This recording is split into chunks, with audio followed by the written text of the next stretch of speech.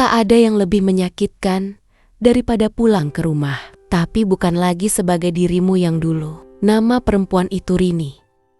Ia lahir dari keluarga sederhana di sebuah desa di Indramayu.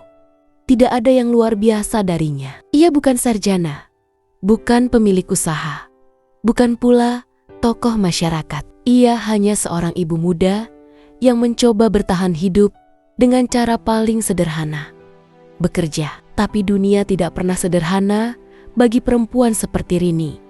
Sejak suaminya meninggal dalam kecelakaan proyek 3 tahun lalu, beban hidup jatuh sepenuhnya ke pundaknya. Ia menjadi kepala keluarga sekaligus ibu dari Dira, anak perempuan satu-satunya yang masih berumur 9 tahun. Rini pernah mencoba segala cara, menjadi buruh cuci, jualan gorengan, ikut arisan daring, bahkan kerja di pabrik dengan upah pas-pasan. Tapi tetap saja, tagihan datang lebih cepat dari penghasilan. Sampai akhirnya, pintu yang tampak seperti harapan itu terbuka. Lowongan kerja luar negeri. Negara tujuan, Kamboja. Posisi, asisten rumah tangga. Gaji, 7 juta rupiah per bulan. Bagi orang lain, tawaran itu mungkin tampak mencurigakan. Tapi bagi Rini, itu terdengar seperti surga kecil yang dikirim Tuhan saat doanya nyaris tak berbalas. Tanpa banyak pikir panjang, ia menerima tawaran itu.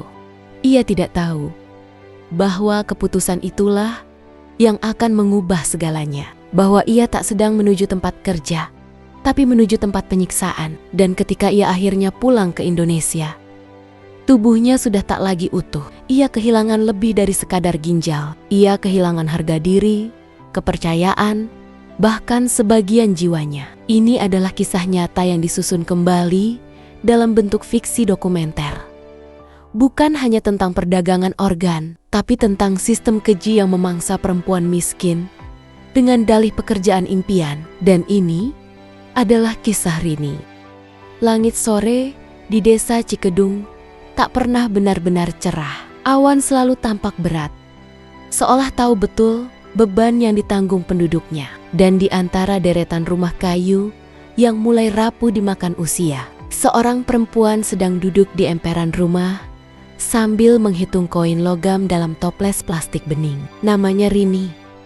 Usianya belum genap 30 tahun, tapi wajahnya seperti perempuan 5 tahun lebih tua. Dira, putri semata wayangnya, sedang menyalin PR di atas tikar usang yang menghampar di lantai. Anak itu belum tahu bahwa uang belanja besok hanya tersisa 7.000 rupiah. Bahwa esok pagi mungkin mereka hanya makan nasi dan garam. Rini menyandarkan kepala ke dinding, matanya kosong menatap langit. Tapi pikirannya berputar cepat. Tunggakan listrik 3 bulan, bayar uang sekolah Dira, utang koperasi arisan yang terus ditagih tetangga. 3 hari lagi jatuh tempo pinjol. Denda harian mulai dihitung. Dalam situasi itulah tawaran dari Butari datang seperti air di tengah gurun. Butari bukan orang asing di desa itu. Ia sering datang dengan mobil Avanza putih, penuh lipstik dan parfum mahal, membawa kabar gembira bagi para janda dan ibu-ibu yang kesulitan ekonomi. Ia mengaku sebagai agen penyalur TKW resmi. Negara tujuan berbeda-beda. Singapura, Hong Kong, Arab Saudi, Taiwan, dan belakangan Kamboja. Saat itu, Kamboja bukanlah tujuan populer. Banyak yang bahkan tak tahu di mana letaknya. Tapi bagi Rini, negara manapun akan terdengar seperti harapan selama bisa memberinya pekerjaan. Aku ada slot kosong buat ART di Kamboja. Kerja ringan, bersih-bersih rumah, majikannya pasangan lansia yang tinggal berdua. Baik, katanya. Nggak galak, gajinya lumayan, 7 juta sebulan, kontrak 2 tahun, tiket, paspor, visa, semua aku urus. Kamu tinggal bawa badan aja, kata Butari sambil mengisap rokok elektriknya. Rini diam. Ia bukan tak tertarik, justru sebaliknya. Tapi ia terlalu sering ditipu. Namun Butari cepat membaca keraguannya. Rin, kamu pikir Semua yang kerja ke luar negeri tuh sengsara. Lihat tuh si Lia, si Yuli, bisa bangun rumah, bisa beli motor. Jangan jadi orang yang takut sama kesempatan. Hidup ini tentang berani keluar dari kubangan, katanya sambil menepuk bahu Rini. Dan mungkin benar, mungkin Rini hanya perlu satu langkah berani. Setelah malam itu, ia mengiyakan tanda tangan di berkas pendaftaran. Ia bahkan tak sempat baca detailnya, bahasa Inggris semua. 2 hari kemudian, ia dibawa ke kota untuk mengurus paspor. 3 hari berikutnya, ia ditampung di rumah penampungan sementara di Jakarta. Di sana, ia tidur beralaskan tikar bersama belasan perempuan lain yang juga hendak diberangkatkan. Ada Santi dari Cilacap yang sudah punya 2 anak. Ada Fitri dari Brebes yang diam terus karena takut. Ada Ria dari Madura yang cerewet dan semangat. Semuanya punya satu kesamaan: perempuan, miskin, dan butuh uang. Mereka menjalani pelatihan singkat, cara membersihkan rumah, cara menyajikan makanan, bahkan cara menunduk di depan majikan. Semuanya terasa seperti pelatihan formal yang meyakinkan. Tidak ada kesan gelap, tidak ada kekerasan. Semuanya tampak sah. 15 hari setelah menandatangani kontrak, Rini sudah duduk di kursi pesawat. Ia melambaikan tangan pada Dira lewat video call terakhir. "Jangan nakal di sekolah ya, Mama kerja buat kamu," katanya sambil menahan air mata. Dira tersenyum polos. "Mama bawa pulang boneka nanti." "Ya," Rini mengangguk. Ia tidak tahu bahwa boneka itu tak akan pernah sempat ia belikan. Ia juga tidak tahu bahwa tubuhnya yang ia bawa utuh akan kembali dalam keadaan hilang sebagian. Bahwa ini bukan perjalanan mencari kerja, tapi masuk ke kandang jagal manusia. Dan dari sinilah mimpi buruk itu benar-benar dimulai. Bandara Internasional Phnom Penh terasa asing sejak langkah pertama Rini menapaki lantainya. Udara lembab, campuran bau keringat, makanan jalanan, dan asap kendaraan menyeruak ke hidung. Rini menggenggam paspornya erat-erat, menempel di dada seperti jimat. Seorang pria lokal bertubuh besar berdiri sambil mengangkat kertas bertuliskan nama-nama para TKW. Salah satunya adalah nama Rini. Ia bersama 3 perempuan lain diminta menaiki mobil van berwarna abu-abu. Tidak ada perkenalan, tidak ada senyum, hanya tatapan dingin dan pintu yang ditutup rapat. Perjalanan dari bandara ke tempat tujuan memakan waktu hampir 3 jam. Jalanan semakin sempit, rumah-rumah semakin jarang, dan hutan di kiri kanan tampak menelan cahaya sore sedikit demi sedikit. Rini mulai gelisah, terutama saat van memasuki sebuah gerbang besi tinggi dengan kawat duri di puncaknya. "Ini rumah, majikan?" tanya Santi pelan. Tidak ada jawaban. Sopir hanya tertawa kecil dan berkata dalam bahasa yang tidak mereka mengerti. Mereka digiring masuk ke dalam gedung bertingkat 2 yang tampak seperti bangunan bekas pabrik. Dindingnya kusam, lantainya berdebu, dan jendelanya tak ada. Ruangan itu dingin, tapi bukan karena AC, melainkan karena hawa aneh yang membuat bulu kuduk berdiri. Di dalam sudah ada beberapa perempuan lain. Mereka tampak lemas, kurus, dan enggan bicara. Sebagian bahkan tidur di sudut ruangan, beralaskan kardus. Tatapan mereka kosong, seperti tak punya jiwa. "Selamat datang," kata seorang wanita dengan logat Indonesia yang kuat. Namanya Lina, koordinator lokal yang katanya mengurus mereka sebelum dikirim ke majikan. "Kalian akan tinggal di sini dulu beberapa hari, nunggu dokumen dan majikan. Makan disiapin, tapi jangan banyak nanya. Kalau baik-baik aja, semuanya lancar." Hari-hari berikutnya berubah menjadi rutinitas yang aneh dan mencurigakan. Pagi, mereka diminta menyapu dan mengepel ruangan tanpa tahu untuk siapa. Siang, diberi makan nasi keras dan sayur bening tanpa rasa. Malam, dikunci dari luar, tidak ada ponsel. Tidak ada komunikasi, tidak ada penjelasan. Rini mulai menyadari sesuatu yang ganjil. Ini bukan penampungan seperti yang dulu ia tempati di Jakarta. Ini seperti penjara, penjara, penjara. Dan kecurigaannya terbukti 3 malam kemudian. Malam itu, suara tangisan terdengar dari ruang sebelah. Lalu jeritan, lalu diam yang mencekam. Rini mencoba keluar, tapi pintu kamar dikunci. Ia menempelkan telinganya ke tembok, mencoba menangkap percakapan. Suara laki-laki kasar, tawa rendah, dan teriakan perempuan yang seperti dicabut paksa dari tubuhnya. Paginya, salah satu dari teman sekamarnya, Ria, tidak ada. Tempat tidurnya kosong. Barang-barangnya hilang. Lina hanya bilang, dia udah diambil majikan, tapi tidak ada penjelasan. Tidak ada informasi, tidak ada kabar.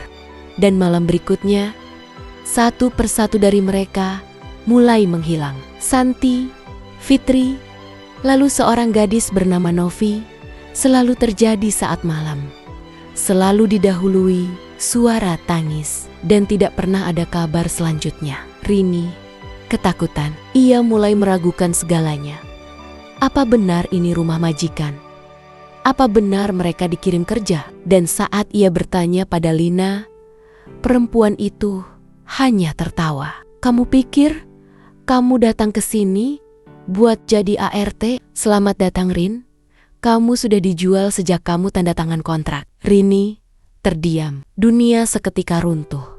Ia tidak lagi berada di negara asing. Ia berada di kandang, di gudang manusia, di sistem gelap yang lebih kejam dari apapun yang pernah ia bayangkan. Dan ia tahu, waktunya tidak lama. Suatu malam, pintu kamarnya terbuka. 2 pria lokal datang. Di belakang mereka, Lina berdiri sambil tersenyum tipis. Giliran kamu, Rin.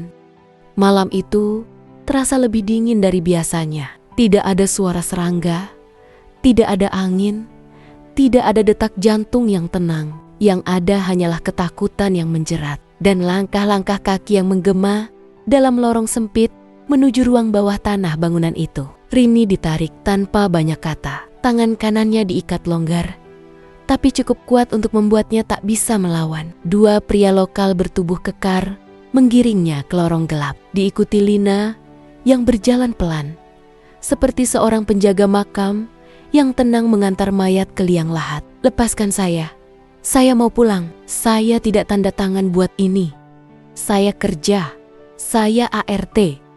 Rini meronta, suaranya pecah, tapi mereka tak peduli. Bahkan Lina hanya menatapnya dengan senyum datar. Kamu pikir kamu siapa? Barang yang udah dibayar gak bisa dikembalikan, katanya dingin. Lorong itu berujung pada sebuah pintu besi berkarat. Saat dibuka, tercium bau menyengat, alkohol, darah, dan sesuatu yang lebih busuk dari daging, bau kematian yang belum selesai. Ruangan itu sempit, bercat putih pudar dengan lampu neon kuning temaram yang berkedip-kedip seperti tak sanggup menyala penuh. Di tengah ruangan, ada meja besi panjang. Di atasnya, sebuah matras tipis berlumur noda merah tua. Di sudut ruangan, sebuah wastafel dengan alat-alat operasi berserakan.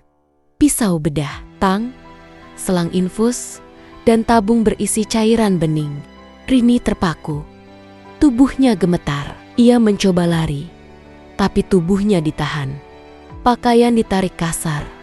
Tangisan menggema. Ia berteriak sekuat tenaga, hingga suaranya serak, tapi tidak ada yang datang. Tidak ada yang mendengar, tidak ada yang peduli. Bius dia, kata suara pria dari balik masker bedah. Seketika itu, seorang perempuan lain berpakaian seperti suster, tapi tanpa identitas, mendekat dan menyuntikkan cairan ke leher Rini. Tubuhnya perlahan melemas.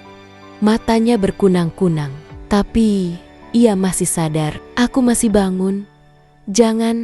Jangan tolong, gumamnya. Namun dunia mulai memudar. Warna-warna runtuh, suara-suara teredam, hanya denyut jantung yang terus berdetak kencang.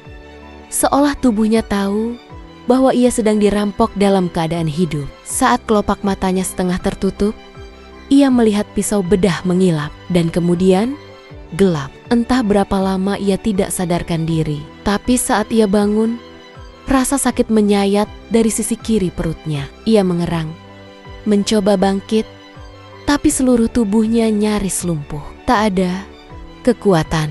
Ia membuka selimut tipis yang menutupi tubuhnya dan mendapati perutnya dibalut perban tebal, basah, merembes merah. Bekas operasi, tidak di rumah sakit, tidak steril, tidak manusiawi. Air matanya mengalir deras. Ia menangis tanpa suara, hanya tubuhnya yang bergetar. Ia tahu ginjalnya telah diambil. Tubuhnya bukan lagi miliknya sepenuhnya. Ia dijadikan barang, dihancurkan, dijual, dan semua itu dilakukan tanpa satupun orang luar tahu, tanpa pengawasan, tanpa keadilan. Hari-hari setelah itu adalah siksaan tak berujung. Setiap malam tubuhnya menggigil, bekas operasinya bengkak, bernanah, demam tak kunjung reda, makanan minim, air hanya sesekali. Tak ada obat, tak ada perawatan, dan mereka tetap memperlakukannya seperti barang rusak yang belum sempat dikirim. Rini hanya bisa menatap langit-langit beton setiap malam, berharap ada malaikat yang datang membawanya pulang. Tapi harapan dalam tempat seperti ini hanyalah bentuk baru dari penyiksaan. Ia tidak tahu apakah ia akan mati di ruangan itu. Tapi satu hal yang ia tahu pasti, ia bukan lagi seorang ibu yang bekerja demi anaknya. Ia adalah korban dari sistem keji yang tidak pernah menganggap perempuan miskin seperti dirinya layak hidup utuh. Hari keempat pasca operasi, Rini mulai merasa bahwa tubuhnya bukan lagi miliknya. Setiap bangun tidur, rasa nyeri menusuk dari perutnya, menjalar sampai ke ujung tulang belakang. Gerak sedikit saja, tubuhnya bergetar hebat. Ia tak tahu apakah itu efek operasi ilegal, infeksi, atau tubuhnya sendiri yang sudah menyerah. Tapi yang lebih menyakitkan bukanlah fisik. Yang lebih menyakitkan adalah saat ia mendengar suara tawa para penjaganya dari luar ruangan. Tawa mereka seolah tidak pernah melihat manusia sebagai manusia. Rini mendengar mereka menyebut namanya seperti menyebut kode barang. Satu ginjal kualitas bagus, perempuan, usia subur, Indonesia, sudah diambil, siap kirim minggu depan, ujar salah satu dari mereka dalam bahasa Inggris campur kamer. Saat itu Rini sadar hidupnya telah disederhanakan menjadi dua kata, komoditas medis. Beberapa hari kemudian, ia dipindahkan ke ruangan yang berbeda. Kali ini lebih kecil, dengan hanya 2 kasur besi berkarat. Di sana sudah ada satu perempuan lain lemah, kurus, wajahnya penuh lebam. Namanya Nurul. Ia berasal dari Lamongan, sama kayak kamu, ucap Nurul lirih. Aku datang ke sini mau kerja. Akhirnya cuma pulang tinggal 1 ginjal. Aku udah 2 bulan di sini, gak tahu kapan pulang. Rini menatapnya dalam diam. Wajah Nurul seperti cermin masa depannya. Kenapa kita gak lari? Tanya Rini. Nurul tertawa. Tawa yang getir dan pahit. Lari? Kita ini udah dijual. Ginjal udah diambil. Badan kita penuh luka. Mereka punya senjata. Kita cuma punya sisa nyawa. Siapa yang peduli? Rini tercekat. Tapi malam itu, mereka akhirnya bicara panjang. Nurul menceritakan semuanya. Bagaimana tempat itu adalah bagian dari jaringan besar perdagangan organ ilegal. Para TKW dibawa dengan dalih bekerja, lalu disaring. Yang sehat, muda, dan tak punya keluarga dekat jadi target. Mereka diproses seperti barang di pabrik, diambil ginjalnya, lalu dibuang jika dianggap tak bisa lagi dijual. Beberapa yang masih bisa berdiri dijual ke tempat-tempat pelacuran. Sisanya tidak pernah terdengar lagi kabarnya. Kadang aku mikir, kata Nurul lirih, lebih baik aku mati sekalian waktu operasi itu, daripada hidup tapi kayak hantu, perut bolong, harapan mati, harga diri dihancurkan. Rini memejamkan mata. Ia menggenggam tangan Nurul erat-erat. Untuk pertama kalinya sejak datang ke Kamboja, ia merasa tidak sendirian. Tapi perasaan itu hanya bertahan sebentar.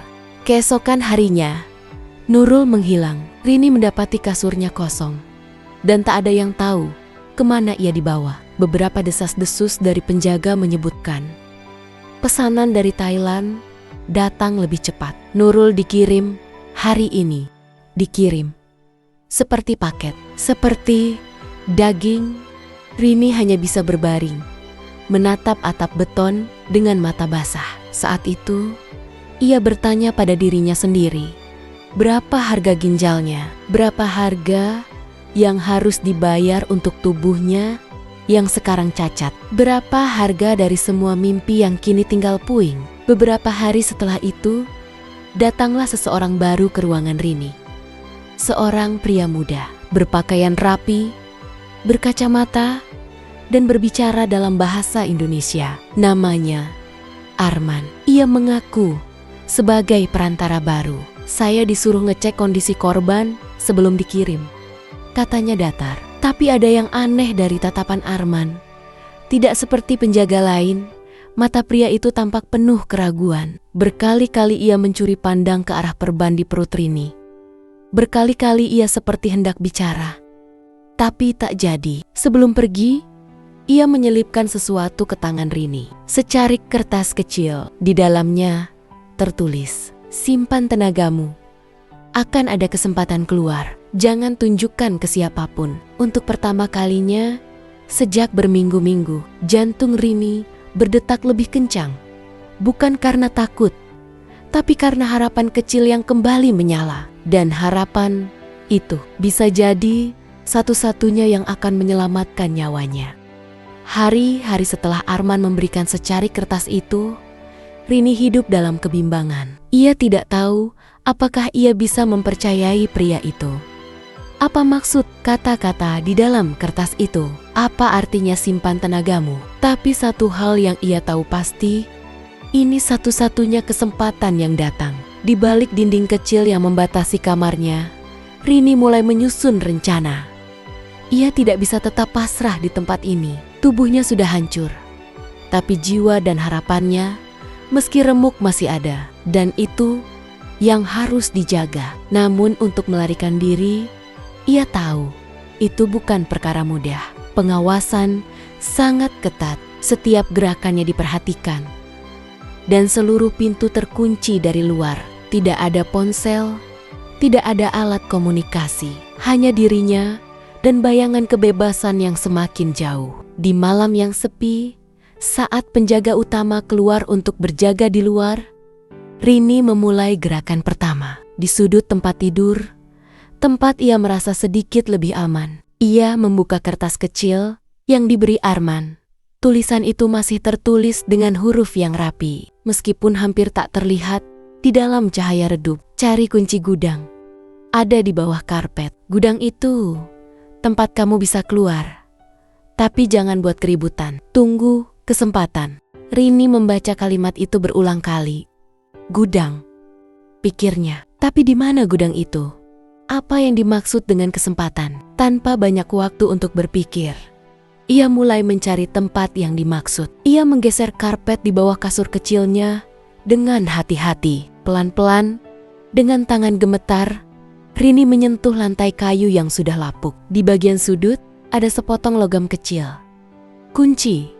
Ini kunci yang dimaksud Arman. Ia menggenggam kunci itu erat-erat, jantungnya berdebar kencang. Dalam hati, ia berdoa agar rencana ini bisa berhasil. Ia tahu, jika gagal, ini bisa menjadi akhir dari segalanya. Namun malam itu, dia tak bisa bergerak cepat. Rini harus menunggu kesempatan yang tepat. Setiap detik terasa seperti tahun yang penuh penderitaan. Ia tidak tahu apakah Arman benar-benar ingin menolong atau justru jebakan. Tetapi satu hal yang jelas, ia tidak bisa terus hidup seperti ini. Tidak bisa. Setelah 2 malam yang penuh kecemasan, kesempatan itu datang.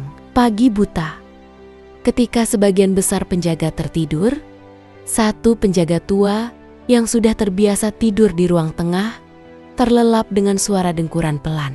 Rini merasakan kesempatan itu datang. Dengan kunci di tangan, ia berjalan pelan-pelan menuju pintu yang mengarah ke bagian belakang bangunan. Di sana, dalam kegelapan, ia menyusuri lorong yang mengarah pada gudang yang disebut Arman. Gudang itu ternyata terletak di ujung belakang gedung, tersembunyi dari pandangan. Di dalam gudang, udara terasa lebih berat. Kegelapan menyelimuti ruangan yang penuh dengan barang-barang bekas. Rini menekan rasa takutnya dan mulai mencari-cari lebih teliti. Ada beberapa rak berisi alat-alat tidak terpakai dan tumpukan kain kusut, tapi tidak ada jalan keluar yang jelas. Hanya sebuah jendela kecil yang tertutup rapat, seakan tak ada harapan untuk bisa keluar dari sana. Namun, saat ia menelusuri lebih jauh ke sudut, sebuah pintu kecil terletak tersembunyi di balik tumpukan kardus. Pintu itu tampak sudah lama tidak digunakan, tetapi ia yakin disinilah jalan keluar. Ia menyelipkan kunci ke lubang kunci pintu itu dengan tangan gemetar. Terkunci, bisiknya. Tapi ada harapan.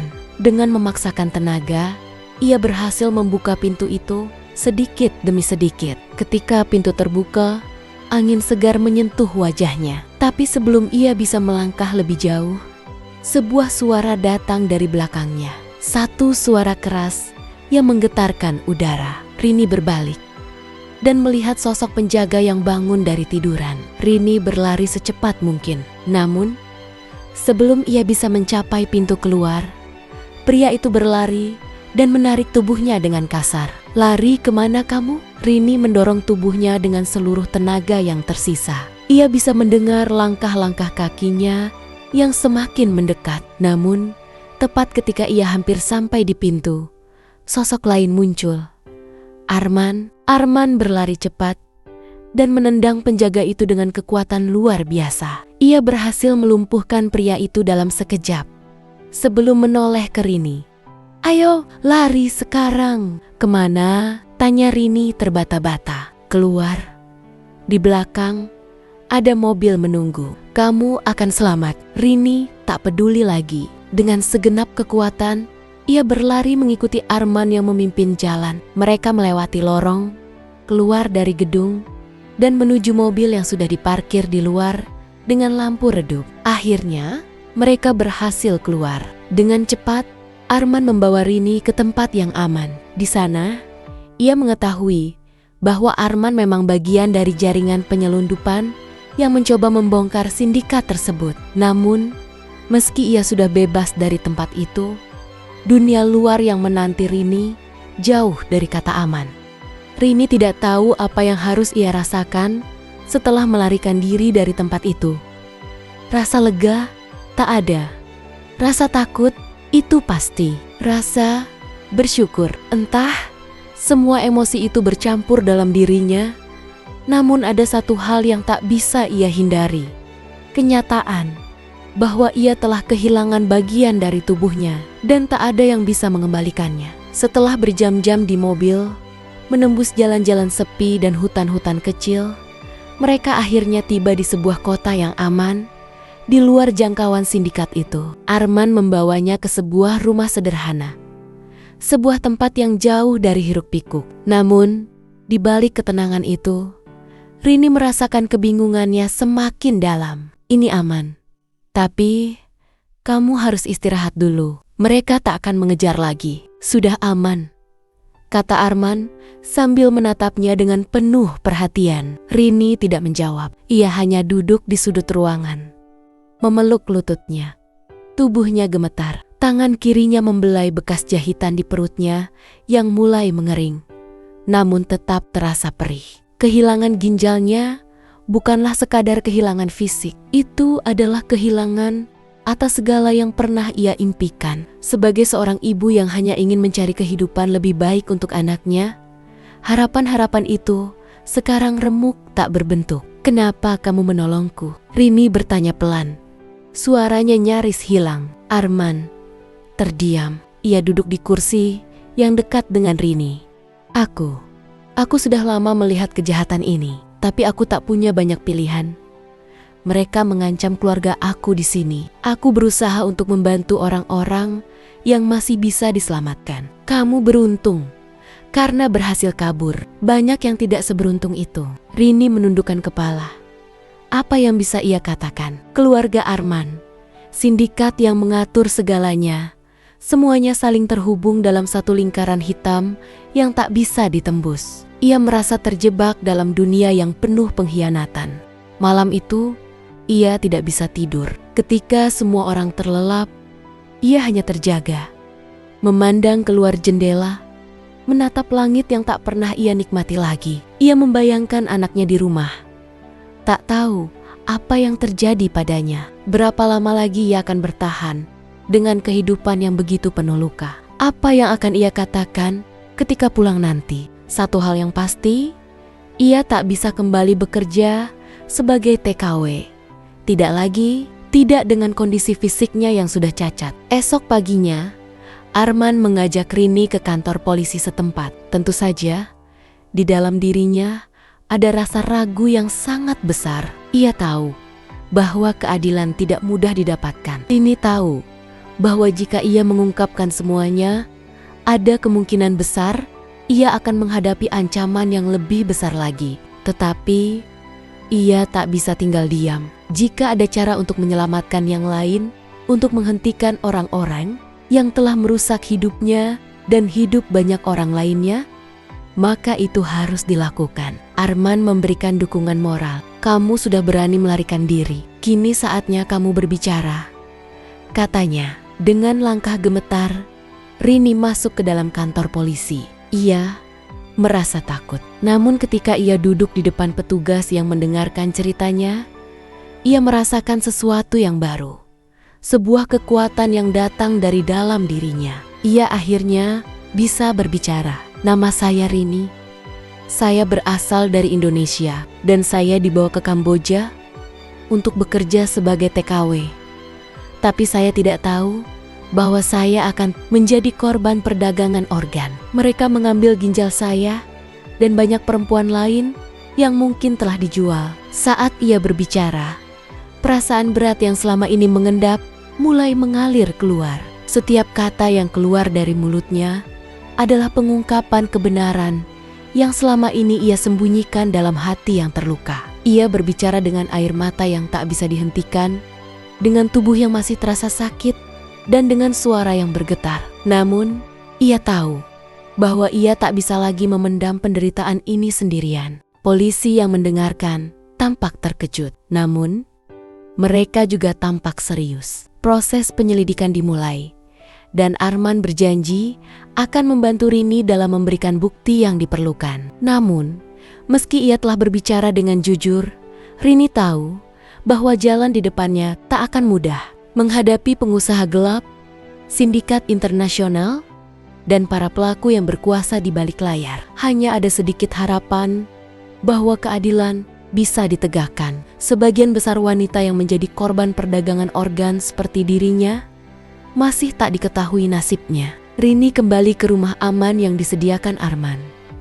Ia duduk di kursi, menatap foto anaknya yang ia bawa dalam tas kecilnya. Rasa sakit yang ia rasakan kini berubah menjadi tekad yang kuat. Apapun yang terjadi, ia akan berjuang untuk memastikan bahwa tidak ada lagi orang lain yang harus merasakan penderitaan ini. Pesan dari Rini untuk setiap perempuan di luar sana: jangan pernah menganggap dunia ini mudah. Jangan biarkan janji manis atau iming-iming pekerjaan di luar negeri menipu kita. Jika ada yang mengatakan bisa membawa kamu keluar dari kesulitan hidup dengan cepat, pikirkanlah 2 kali. Ketahuilah bahwa hidupmu, tubuhmu, dan martabatmu adalah hal yang paling berharga. Bekerjalah dengan cara yang benar.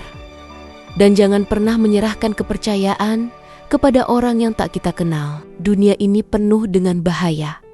Dan hanya dengan kewaspadaan dan keberanian, kita bisa melindungi diri kita sendiri. Cerita ini mengakhiri perjalanan Rini. Namun perjalanan panjang untuk mencari keadilan bagi dirinya dan orang lain baru saja dimulai. Semoga cerita ini bisa memberi pesan yang berarti bagi banyak orang, terutama dalam hal kehati-hatian dan kesadaran akan bahaya perdagangan manusia.